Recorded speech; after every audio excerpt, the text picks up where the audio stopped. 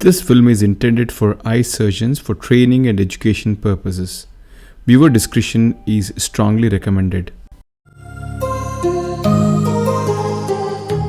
Hi, in this case, we'll understand how to manage a fibrotic capsule like this in an elderly lady who has a long-standing cataract. Hi, welcome back. This is Dr. Deepak Megur, and this is a patient with an hypermature cataract, and it doesn't look anything abnormal until we stay in the capsule. The moment we stay in the capsule, you can see that the area of the anterior capsule, which is fibrosed, is so much well delineated, and this area is going to be challenging.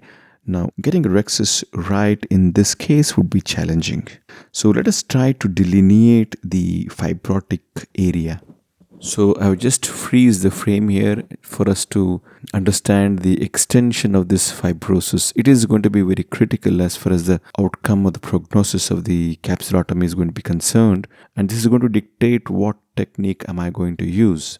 The fibrosed area is occupying about 2/3 of the surface area of the anterior capsule, and if I can see on my right hand side, the capsular folds or the fibrotic zones are extending beyond the pupillary region, so it is going to be reaching the equatorial area. So at least half of the fibrosed zone is well beyond the pupillary area, and most likely it would be extending all the way to the equator. Now this is a tough situation.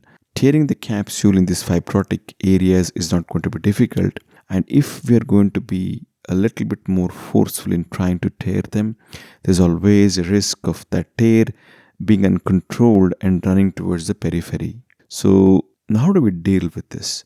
Now, because it has gone towards the equator, the moment we try to maybe stretch it a little bit or tear it forcefully, the two things can happen. One would be inducing a lot of stress on the zonules, and second obviously would be the tear running away in an uncontrolled manner. To deal with such situations in the past, we have always used the micro scissors and the micro forceps, and they do a great job.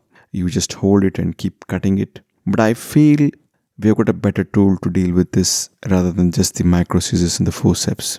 I feel the Vitrector is the best bet to deal with in such situations.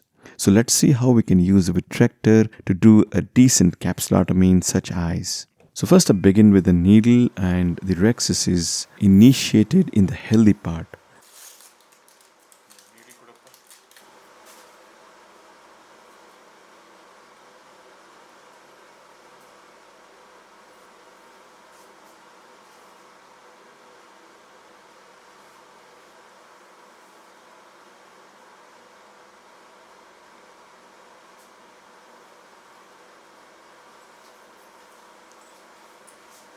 And obviously, once it reaches the fibrotic area, the moment I try to tear it a little bit forceful, it hints at going away in an uncontrolled manner. Now, this is the moment to stop it and then begin using the Vitrector. The machine which I'm using here is the Alcon Legion, and they provide an electrical cutter with this machine. We don't have a high-speed pneumatic cutter.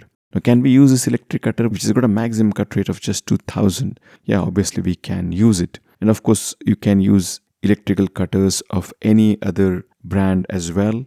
They would probably do the job in the same manner. And of course, if you have a pneumatic one, there are the advantages. You have a better cutting ability and probably higher cut rate as well.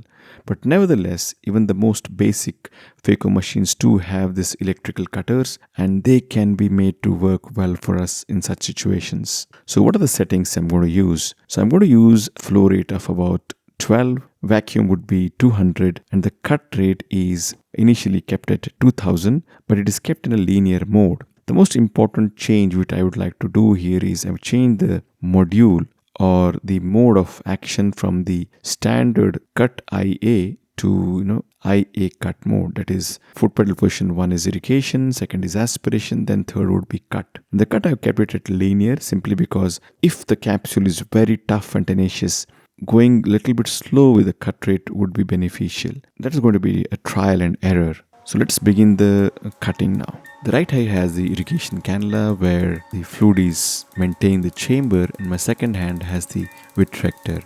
The Vitrectors are straight, they're not curved. So sometimes getting access to the anterior capsule can be a little bit of a challenge, but you need to negotiate that. Now, coming to the most important principle to follow, the vitrector is held very steady. It's not moved around, there's no jerk. We just place it with its port facing anteriorly, that is towards the surgeon, so that we can see the port what it is cutting. We need to be mindful that we don't want the cutter to go and chew off the iris as well, because we're very near it. So we want to see the port facing us and know exactly what tissue is being cut. So I begin my cutting process, and as the cutting is being done, one can see that the capsule is getting cut in a very slow and controlled manner. I'm not moving the vitrector at all. Once that part of the capsule is cut, then very slowly I'm moving to the adjacent area, and again waiting for the capsule to be cut and then aspirated. Slowly but steadily the cutter is moved to the next area and it is chewed on.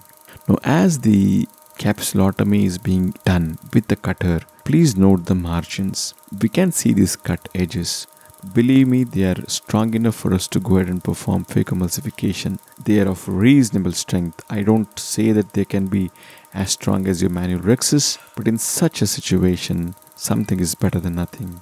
The best part about using a cutter is that it's very controlled and there's absolutely no stress on the zonules. There is zero risk of the tear running away to the periphery.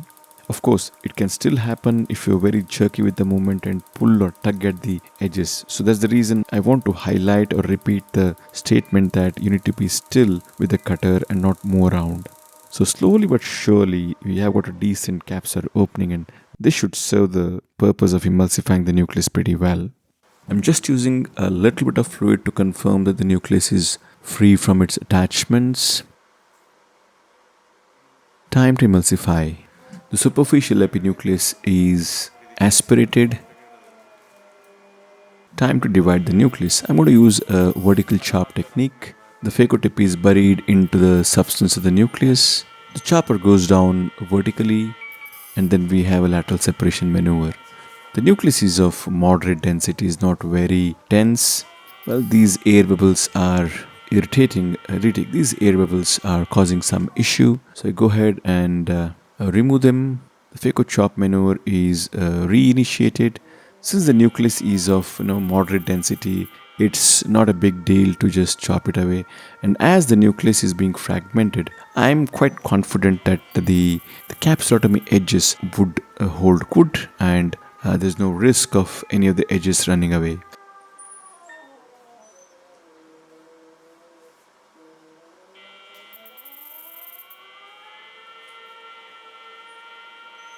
So now we have all the fragments done. Each of these fragments is picked out of the bag and then emulsified above the plane of the iris.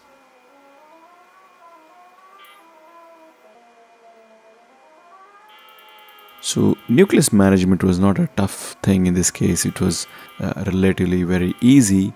The most difficult part obviously was the capsulotomy part. So the last fragment is being emulsified.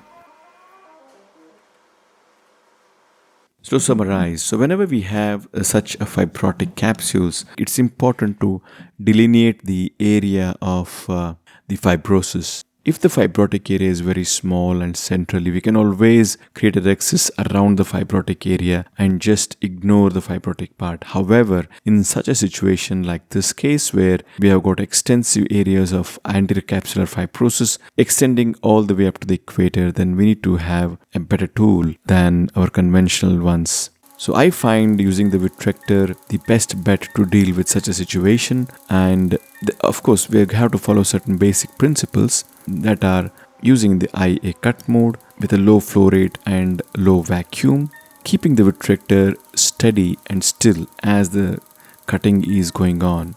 Never move around holding the edge with the Vitrector, it can still rip off the capsule. So that was it. Thank you for watching and hope you found this helpful.